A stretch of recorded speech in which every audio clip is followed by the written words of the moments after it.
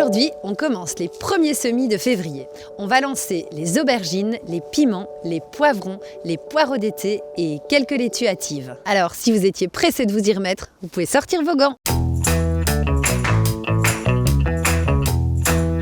Et avant de commencer, ça veut dire quoi faire ses semis? C'est tout simple, ça veut dire cultiver des plantes à partir de graines plutôt que d'acheter des plants. Vous avez donc deux options pour faire pousser des légumes. Soit vous partez de la graine, soit vous achetez des plants un peu plus tard dans la saison. Acheter ces plants pour faire pousser des légumes, c'est déjà super, mais faire ces semis offre pas mal d'avantages. D'abord, ça permet d'élargir la palette et d'essayer plein de variétés différentes.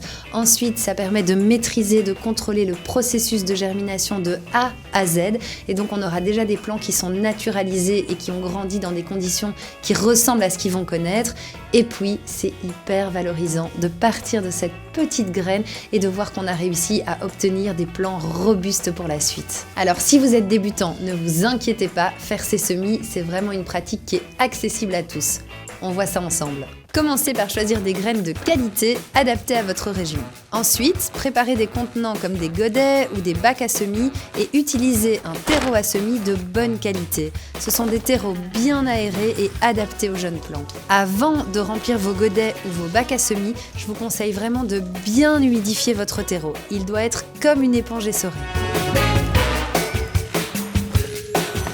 Quand vous remplissez, n'hésitez pas à bien tasser. Voilà, on peut semer.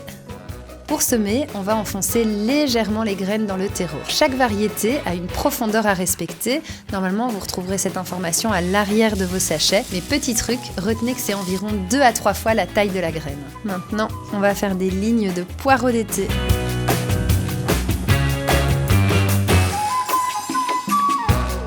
Une fois terminé, on place les semis dans un endroit adapté à leurs besoins. J'insiste là-dessus parce que c'est vraiment une des clés de la réussite de vos semis. Chaque variété a une température de germination idéale différente. Certains jardiniers utilisent même des mini-serres comme ceux-ci ou des tapis chauffants pour optimiser la réussite de leurs semis. Par exemple, la laitue aura besoin d'une dizaine de degrés alors que le poivron, sa température idéale de germination est entre 18 et 26 degrés. La lumière est aussi vraiment importante pour la germination. Pour augmenter le nombre d'heures de lumière par jour, surtout en hiver, on trouve d'ailleurs dans le commerce des lampes de culture. Pour finir, n'oubliez pas d'arroser régulièrement. Il est important que vos semis restent bien humides, mais en évitant l'excès d'eau. Voilà, amusez-vous bien!